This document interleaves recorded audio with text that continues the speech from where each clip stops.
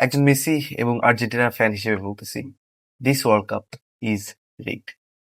মানে না হয় ৩৯ বছর বয়সে এসে এই বান্দা ৩৯ বছর বয়সে এসে দল যখন ৭৯ মিনিট পর্যন্ত ২-০ গোলে পিছিয়ে আছে, যেখানে তাদের অপোনেন্ট ইজিপ্ট অসাধারণ ফুটবল খেলতেছে, দেখে মনেই হচ্ছে না যে কোনোভাবে ইজিপ্টকে আটকানো যাবে। অ্যান্ড আর্জেন্টিনা আর almost out of this world cup in the round of 16।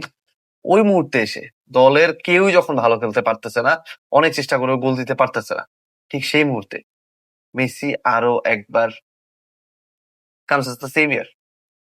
৭৯ মিনিটে একটা গোল করলো আর্জেন্টিনা, তারপরে ৮৩ মিনিটে মেসি একটা অসাধারণ গোল করলো, ৯১ মিনিটে আরেকটা গোল করে মেসির আর্জেন্টিনা কামব্যাক দিল।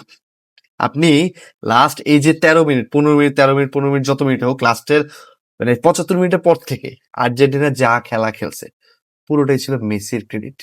৫টা সাকসেসফুল ড্রিবল কমপ্লিট করছে, ২টা বিগ চান্স ক্রিয়েট করছে, একটা গোল স্কোর করছে, একটা অ্যাসিস্ট করছে, রিকভারি করছে, ডুয়েলস উইন করছে, বক্সে থ্রেট ক্রিয়েট করছে। আর কি চাই? বয়সটা ভাই ৩৯। তো ২০১৪ সালে আর্জেন্টিনাকে ক্যারি করছিল মেসি, সেবার নিজে একা ক্যারি করে আর্জেন্টিনাকে ফাইনাল পর্যন্ত নিয়ে গেছিল। সেই ফাইনালে জার্মানির সাথে আনফরচুনেটলি হেরে গেছিল, দ্যাটস আ ডিফারেন্ট ডিসকাশন। ২০২২ সালে মেসিকে দেখে মনে হয় না যে এই মেসি দলকে ক্যারি করতেছে, পুরো দলটা মেসির জন্য খেলতেছে, অ্যান্ড মেসি আউট পারফর্ম করতেছে প্রত্যেককে। বাট ২০২৬ সালে এসে যেখানে স্টোরিটা হওয়ার কথা ছিল এরকম যে Messi is just playing, enjoying the game, but বাকিরা খেলতেছে মেসির জন্য, জাস্ট লাস্টবারের মতো মেসি ওয়ার্ল্ড কাপে খেলতেছে, দ্যাটস ওয়াই বাকিরাও মেসিকে ওইভাবে সাপোর্ট করে খেলতেছে। বাট স্টোরি তো ভাই ডিফারেন্ট। ২০২৬ সালে এসে মেসি ২০২২-এ যা খেলছিল তার থেকে কয়েক গুণ বেশি ভালো খেলতেছে। আমার কাছে মনে হচ্ছে ভালো খেলতেছে, বাট খেলতে হইতেছে। দলে যখন এই অবস্থা, মানে ম্যাচ হেরেই যাচ্ছে, বাদ যাচ্ছে ইজিপ্টের সাথে হেরে রাউন্ড অফ 16 থেকে, ওই সময় দলের অন্য কোনো প্লেয়ারে উঠে আসতে পারতেছে না। মানে ওই যে ত্রাণ কর্তা থাকে না কিছু যে সেভিয়ার হিসেবে উঠে আসবে, না, একজনই বান্দা আছে, সে হচ্ছে লিওনেল আন্দ্রেস মেসি।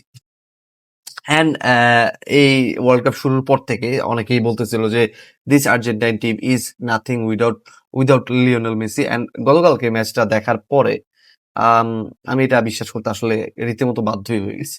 মেসির এই ওয়ার্ল্ড কাপে এখন পর্যন্ত ৮টা গোল আছে, and he is right now the top scorer in this world cup with 1 assist as well. এর পাশাপাশি মেসি হচ্ছে অলরেডি ওয়ার্ল্ড কাপের ইতিহাসে সর্বোচ্চ গোল স্কোরার তো হয়েই গেছে, এমবাপে তার পিছন দৌড়াচ্ছে, প্লাস ওয়ার্ল্ড কাপের ইতিহাসে সবচেয়ে বেশি অ্যাসিস্টের মালিক এখন মেসি। ৯টা অ্যাসিস্ট আছে ওয়ার্ল্ড কাপের ইতিহাসে তার। অ্যান্ড আরেকটা ফানি রেকর্ড হচ্ছে কি, মেসি ওয়ার্ল্ড কাপের ইতিহাসে সবচেয়ে বেশি পেনাল্টি মিস করা প্লেয়ারও। এই ওয়ার্ল্ড কাপে ২টা পেনাল্টি নিছে, ২টাই মিস করছে। আনফরচুনেট থিংস, বাট আমি যখন পেনাল্টিটা মেসি মিস করলো তখন বলতেছিলাম যে Messi doesn't need to score in the penalties, he will score some, like অন্য কোনো ভাবে স্কোর করে ফেলবে। ঠিক আছে, তো Messi did that, and did that in a style. মানে এই ম্যাচটা আসলে বের করে আনা খুব একটা সহজ কাজ ছিল বলে আমার মনে হয় না, বিকজ আর্জেন্টিনার বিপক্ষে যে গোলকিপারই খেলে আমার মনে হয় যে কোনো না কোনোভাবে prime Gianluigi Buffon, prime Manuel Neuer, অথবা হচ্ছে এই ইকার ক্যাসিয়াস, যে কোনো একজনের কি বলে আত্মা হচ্ছে এদের উপর ভর করে, তারপর হচ্ছে এরা অসাধারণ কিছু সেভ দিয়ে দেয়। কারণ শুরুর দিকে কিন্তু আর্জেন্টিনাও খুব একটা যে চান্স পাইছে, মোটামুটি কয়েকটা থ্রেট ক্রিয়েট করছিল, বাট ওইগুলো হচ্ছে অসাধারণ সেভ দিয়েছিল। ইভেন স্টার্টিং আমার একটা মনে আছে যে আলভারেজের একটা চান্স ছিল, যেটা হয়তো বা আলভারেজ যদি টপ ফর্মে থাকতো হয়তো এটা গোল হয়ে যেতেও পারতো, বাট আনফরচুনেটলি ইজিপ্টের goalkeeper he really played well until the magical Messi arrived. But যেই ক্যারি জবটা মেসি এখন করতেছে, এটা আসলে একদিক দিয়ে অবশ্য আমাদের জন্য ভালো, আমরা যারা মেসি ফ্যান আছি তার লাস্ট ডান্সটা আমরা এনজয় করতেছি। বাট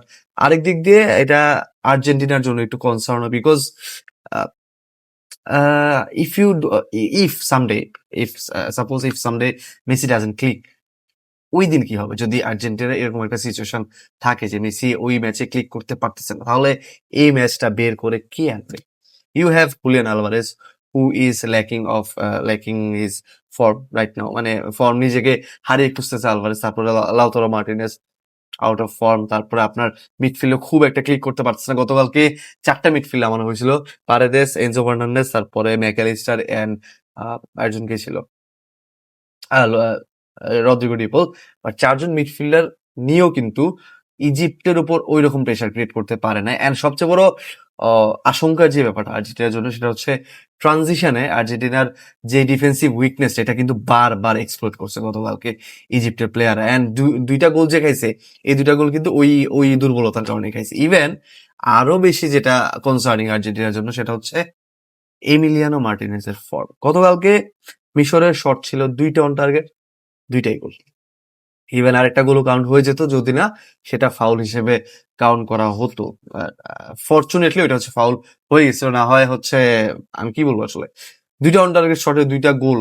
এর আগের ম্যাচেও ২টা গোল কনসিড করলো কেপ ভার্দের সাথে। হ্যাঁ, আপনি বলতে পারেন যে এগুলো তো আসলে সেভ করার মতো ছিল না, বাট স্টিল আমার মনে হয় না যে এমিলিয়ানো মার্টিনেজকে আমরা রাইট নাও একদম টপ ফর্মে দেখতে পারতেছি। And it's a very concerning thing for Argentina. But overall Messi যে ক্যারি জবটা করতেছে I am enjoying as a Messi fan. And যারা মেসি ফ্যান আছেন তারা সবাই হয়তো এনজয় করতেছেন। But yes, others player need to step in as well, এটা আমার মনে হয়। অ্যান্ড দিবু মার্টিনেজের স্টেপ ইন করা অনেক বেশি জরুরি, যেহেতু আর মাত্র ৩টা ম্যাচ আছে যদি আর্জেন্টিনা ফাইনাল পর্যন্ত যাওয়ার চিন্তা ভাবনা করে আর কি। যাই হোক, এখন আপনাদের মতামত জানাতে পারেন এই ম্যাচ সম্পর্কে। আপনার অনুভূতি কি ছিল ওটা ওভারঅল এই ম্যাচটা নিয়ে?